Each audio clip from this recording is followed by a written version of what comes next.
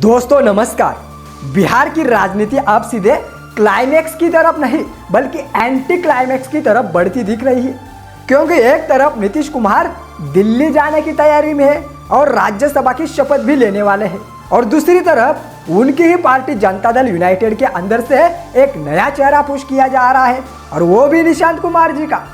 JDU के प्रवक्ता नीरज कुमार खुलेआम ये कह रहे हैं, विरासत मजबूत, भविष्य दमदार, निशांत कुमार है तैयार। तो अब सवाल यह है कि जब डिप्टी सीएम की कुर्सी लगभग तय मानी जा रही है, तो ये पूरा नैरेटिव आखिर किसके लिए बनाया जा रहा है? तो जवाब मेरा साफ है, ये सीधा खेल है मुख्यमंत्री की कुर्सी का, क्योंकि भारतीय जनता पार्टी भी इस बार सीएम पद छोड़ने के मूड में नहीं दिख रही, और यही वजह है कि बिहार में एक साथ कहीं पैरेलल गेम चल रहे हैं।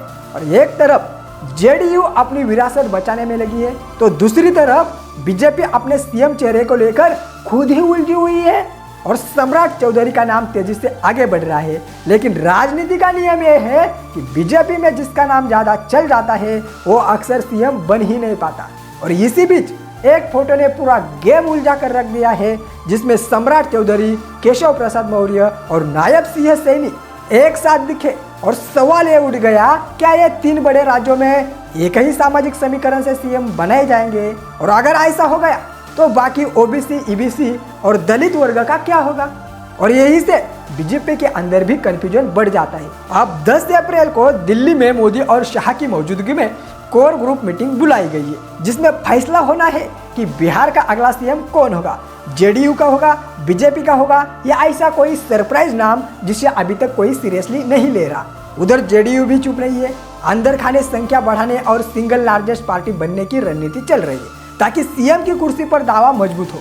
और इसी वजह से अचानक निशांत कुमार का नाम आगे लाकर एक इमोशनल पॉलिटिकल नैरेटिव तैयार किया जा रहा है, ताकि पार्टी के अंदर बिखराव ना हो। लेकिन असली ट्विस्ट अभी बाकी है, क्योंकि 14 अप्रैल के बाद शुभ मुहूर्त में शपथ की बात हो रही है, और उसी दिन डॉक्टर भीमराव अंबेडकर की जयंती भी है। क्या बीजेपी इस मौके का फायदा उठाकर कोई दलित चेहरा लाकर पूरा गेम तो नहीं पलट देगी, या फिर आखिरी समय में वही होगा जो 2022 में महाराष्ट्र में हुआ था? सुबह तक एक सीएम तय और शाम तक पूरा सीन ही बदल जाता है। और इसीलिए फिलहाल बिहार की राजनीति में जो दिख रहा है वो पूरा सच नहीं है, और असली खेल दिल्ली में लिखा जा रहा है दोस्तों, और पटना में सिर्फ उसका ऐलान होगा। अब देखना यह है कि इस बारात में दूल्हा कौन बनता है और किसके हाथ लगती है बिहार की सत्ता। आपको क्या लगता है? नीचे कमेंट में अपनी राय जरूर दें।